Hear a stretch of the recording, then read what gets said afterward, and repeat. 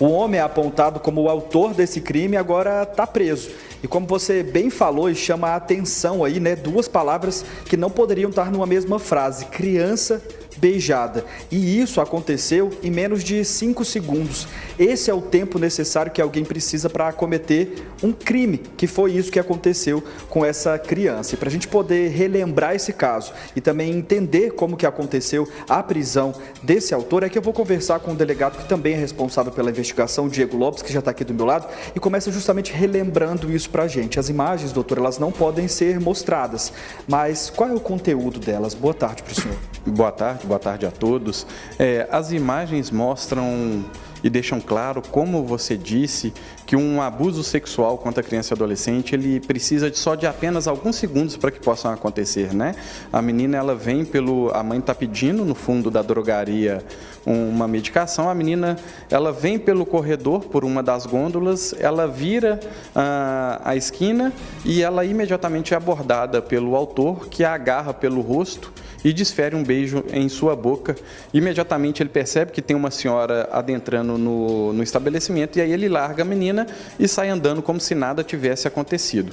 Então, em função disso, a Polícia Militar foi acionada, ele foi preso e autuado em flagrante pela Polícia Civil na data dos fatos e nós instruímos a investigação que culminou com seu indiciamento. Eu vou querer entender um pouco melhor a investigação, mas antes eu vou querer saber como é que foi aí o depois do crime praticado, porque essa criança saiu chorando e, a exemplo de outras vítimas de violência desse tipo, ela estava se sentindo culpada pelo que aconteceu. O que essa criança contou para a mãe? Em que estado ela estava quando isso aconteceu, esse contato dela ali com a mãe depois do crime? Sim, imediatamente após a ser violentada, ela saiu correndo e chorando já aos prantos e buscou a ajuda da mãe e pedia para que a mãe não brigasse com ela, porque ela não tinha feito nada de errado.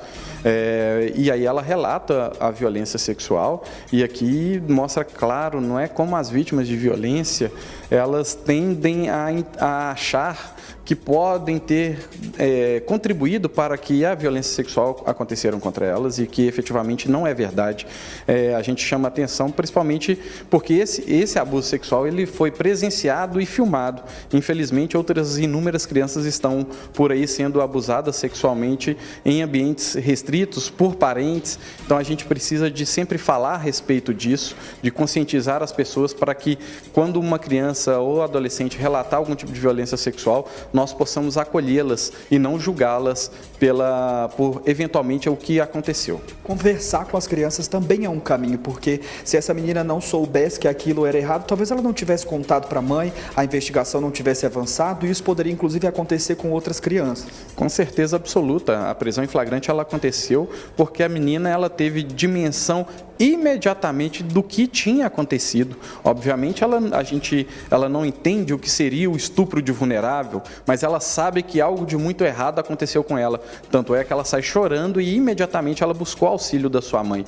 É isso que a gente tende quando a gente conversa em palestras, em debates, a gente leva porque a criança ali demonstrou-se estar instruída e que sempre, quando algo de errado acontecer, imediatamente deve ser comunicado ao adulto responsável. Doutor, eu queria aproveitar a presença do senhor aqui para a gente falar um pouco mais sobre a questão do estupro em si, porque todas as vezes que a gente vem trazer um caso onde alguma mulher acabou sendo vítima de violência sexual, aparece alguém em algum momento da história para tentar culpar a vítima, né? Dizer assim, qual a roupa que ela estava vestida, o que ela fez, como se algo feito pela vítima pudesse justificar a atitude do agressor. Mas por que eu estou falando isso? Em relação à idade da vítima, a lei vai tendo entendimentos diferentes. Então, até uma certa idade, mesmo que exista uma suposta vontade dessa adolescente em praticar alguma relação carnal com uma outra pessoa, é crime do mesmo jeito. E eu queria que o senhor aproveitasse para explicar isso para a gente. Até que idade seria permitido, qual idade não é, para que a gente possa ter essa noção geral aí da tipificação do crime. O artigo 217-A do Código Penal, ele estabelece que qualquer pessoa com idade inferior a 14 anos, ela é presumidamente vulnerável, ou seja, ela não tem sequer a capacidade necessidade de autorizar ou não a prática de qualquer tipo de ato libidinoso.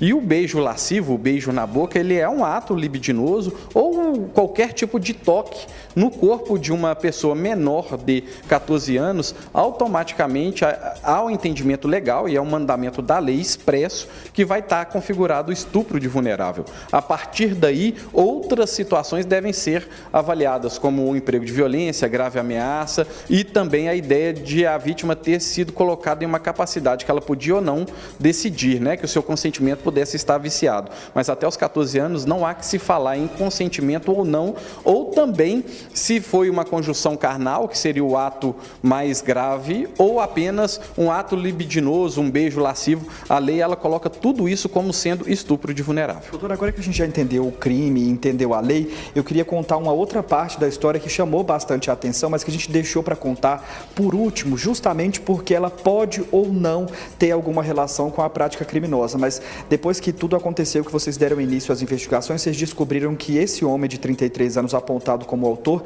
teria algum problema psiquiátrico. Eu queria saber qual seria esse problema, o que a família falou, mas principalmente como isso vai ser levado em conta daqui para frente. Sim, ele, como a sua defesa, ela juntou documentações que demonstram que ele faz um tratamento psiquiátrico precisamente para esquizofrenia e tentam argumentar a possibilidade desta doença ter contribuído para a produção do resultado, que é a violência sexual contra essa criança. Mas nós entendemos de forma divergente, principalmente porque ele já trabalhou em outras redes de grandes varejistas aqui de Belo Horizonte, ele tem contato com o público por mais de 5 anos e este evento nunca havia ocorrido. E também, por natureza, a esquizofrenia, ela não está ligada a esse tipo de ataque contra crianças e adolescentes. Via de regra, é um tipo de doença em que a pessoa, quando ela está em crise, ela entende que ela entra em um alto risco, que ela está sendo perseguida. Então, a conduta que ele teve não é condizente com o surto psicótico que uma pessoa com esquizofrenia poderia ter. O que acontece daqui para frente? Onde que ele está agora e como é que é o próximo passo depois do encerramento do inquérito? Então, o inquérito foi encerrado e entregue ao Ministério Público para que eles possam decidir se vão oferecer denúncia ou não, ou se vão pedir algum tipo de diligência complementar à Polícia Civil. Na audiência de custódia, o Poder Judiciário converteu a prisão em flagrante em prisão preventiva, entendendo pela gravidade e pelas robustas provas do abuso sexual, e essa condição psiquiátrica ela será avaliada por último pelo juiz que for julgar o caso. Para a gente poder encerrar, a gente fala sempre aqui no Balanço Geral algumas estatísticas repassadas por vocês da Polícia Civil.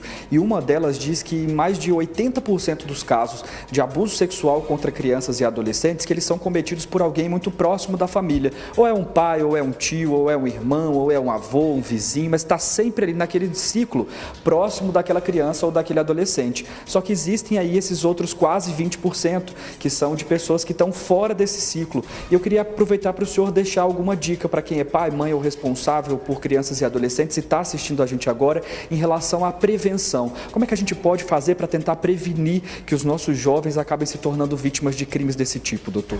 Eu entendo e sempre falo que o importante é que que a gente tenha uma conversa e tenha uma conscientização. A educação é a única forma que tem de se prevenir o estupro de vulnerável, o abuso sexual contra criança e adolescente. O agressor, ele pode ser qualquer pessoa em qualquer lugar.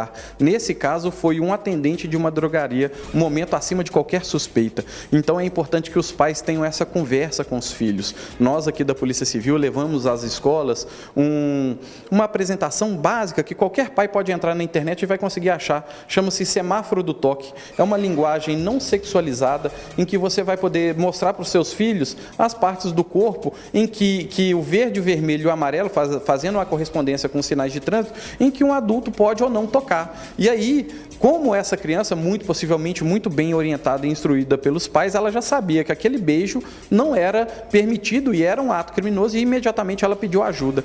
Porque a gente quer que isso não aconteça. Mas se eventualmente acontecer, a criança ela precisa de ter a dimensão de que ela foi violentada, porque não são raros os casos aqui na DEPCA em que as pessoas aparecem 5, 6, 7 anos depois. Podem aparecer nesse período? Pode, a gente vai investigar e efetivamente serão punidos os autores. Mas com o passar do tempo, a produção das provas fica um pouco mais difíceis. Nessa situação foi imediata, a gente conseguiu as câmeras e está tudo ali bem provado, juntado aos autos, tanto é que a justiça decidiu para que ele permanecesse preso. E tudo isso muito rápido, né? Eu queria agradecer pela entrevista e parabenizar o trabalho do senhor e de toda a equipe aí, que foi muito rápida nessa resposta, e a gente aproveita para reforçar, Laíre, público do Balanço Geral, a importância justamente de que pais, mães e responsáveis permaneçam próximos para perceberem aí qualquer tipo de mudança de comportamento e realizar a denúncia, porque assim você coloca fim no ciclo de violência, mas também impede que outras crianças e adolescentes acabem se tornando vítima desse tipo de crime, né, Laíre? Exatamente isso.